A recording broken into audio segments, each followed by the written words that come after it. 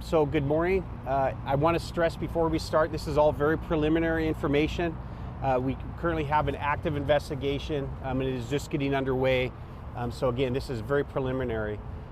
This morning, shortly before 1 a.m., Spokane police officers located a vehicle that had been involved in a robbery. As they were calling for more resources in the downtown area, 2 subjects fled from that suspect vehicle.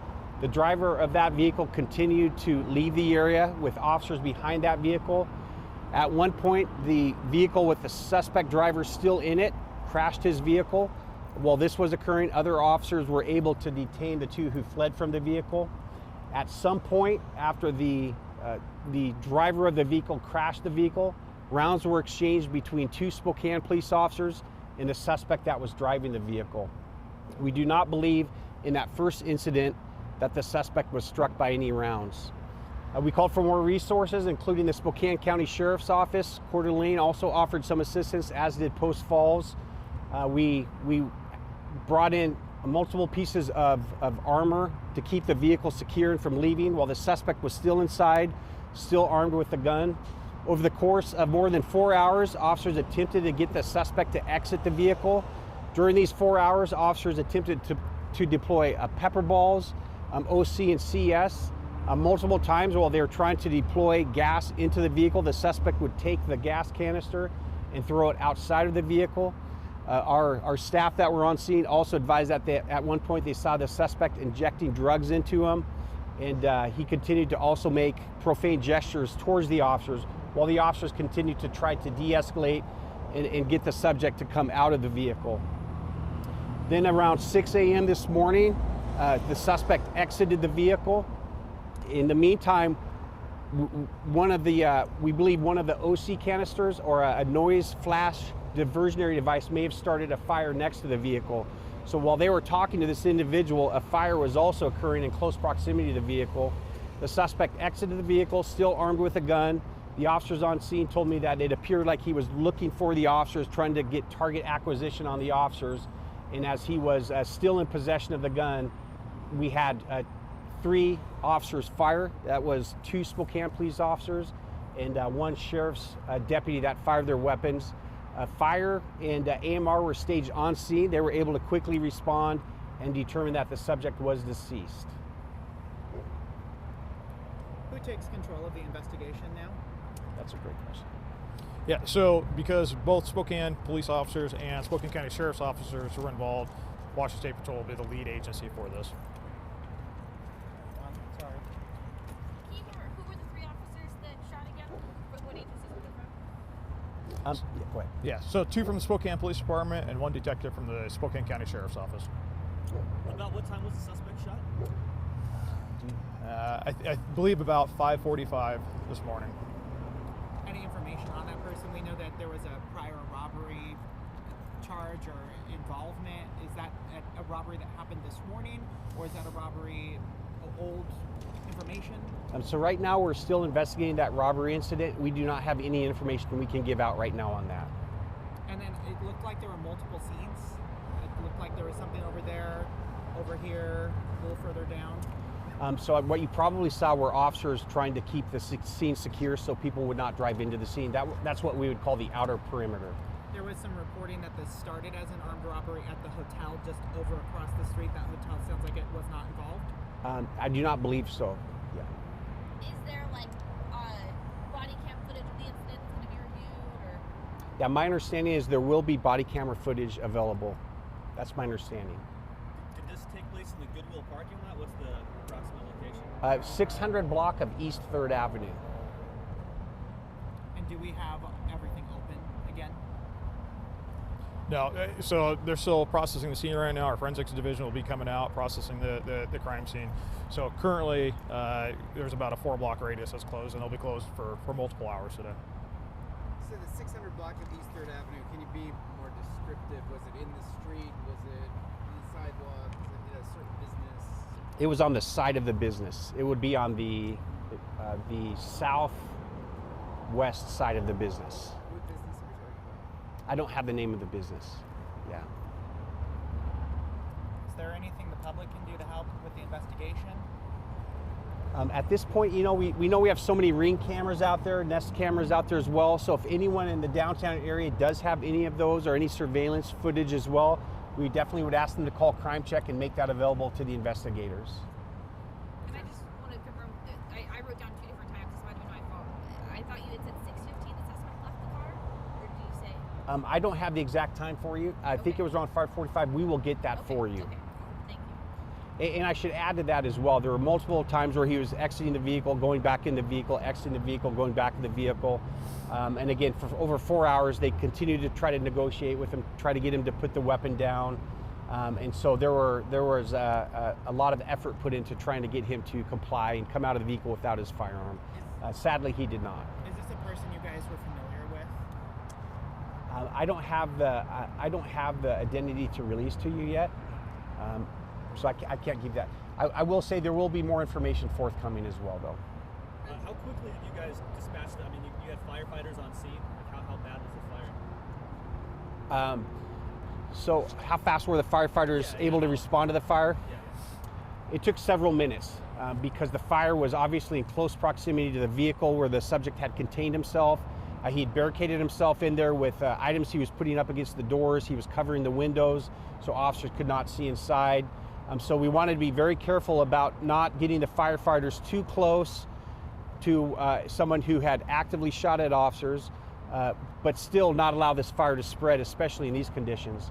One thing I should add too is that at one point after we had the vehicle contained by SWAT teams from the Sheriff's Office and the Spokane Police Department, he did fire off another round as well. So there wasn't just that one initial volley with Spokane police officers. He did fire another round during the course of negotiations with him as well.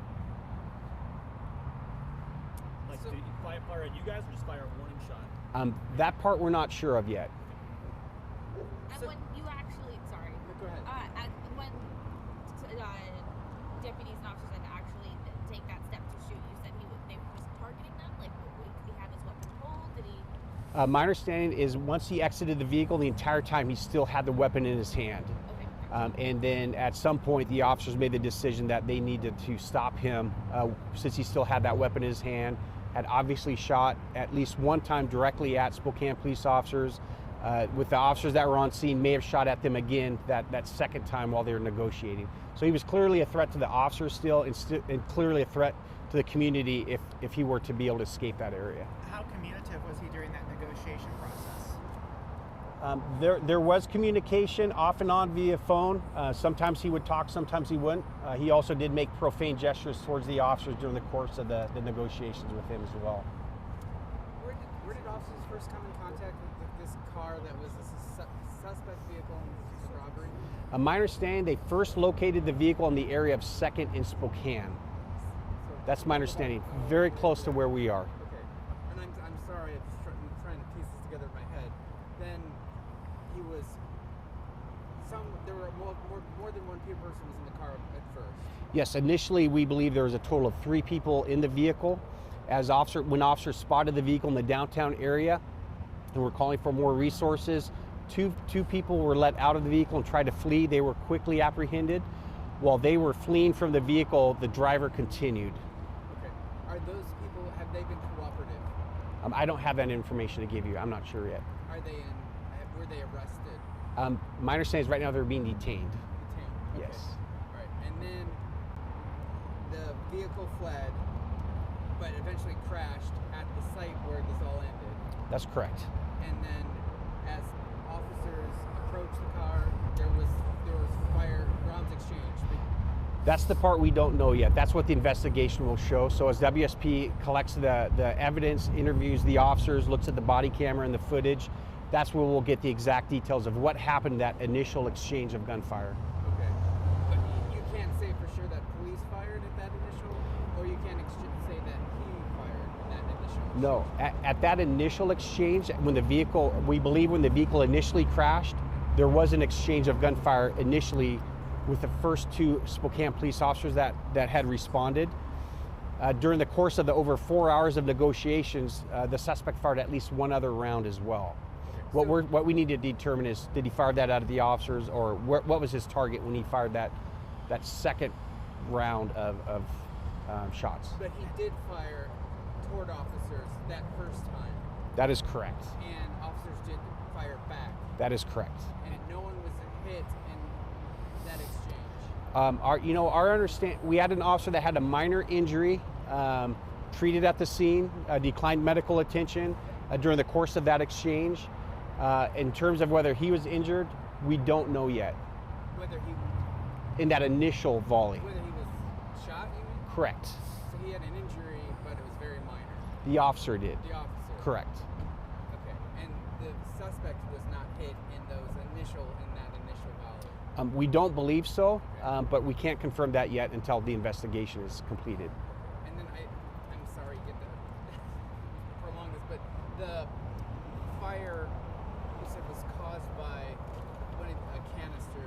I just want to make clear what that is. So part of the process of trying to get him out of the vehicle involved multiple deployments from our pepper ball gun, which allows us to keep a safe distance.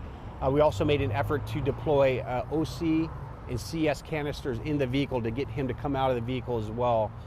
During the course of trying to deploy multiple canisters, on multiple occasions he took those canisters and threw them away from the vehicle. But we also use what we call noise flash diversionary devices to try to prevent him from throwing those canisters out. So the source of the fire will have to be determined still by the fire department. And then what was it that was catching on fire if it was outside the vehicle? Some of the shrubs that were along the building caught on fire. Can you tell us if the suspect is a guy or a girl? It is a male suspect. How many police officers, deputies, and troopers were here? We had a lot. Yeah, we had quite a few. Because of the area and being downtown with all the, as you know, all the traffic that is down here, all hours of the night. We have a lot of folks that are on foot, 2, 3, 4, 5 in the morning. We had to establish a larger perimeter to keep folks from entering that scene, especially because it was an active scene where we know we'd had gunfire. And then we also asked for resources. Again, mainly we asked for some Bearcats from the Kootenai County and the Post Falls Police Department as well. But I don't have an exact number to give you right now. And the lead investigative agency will be the Sheriff's Office? Washington State Patrol. Washington State Patrol. Okay. All right. Thank you all very much. Thank you.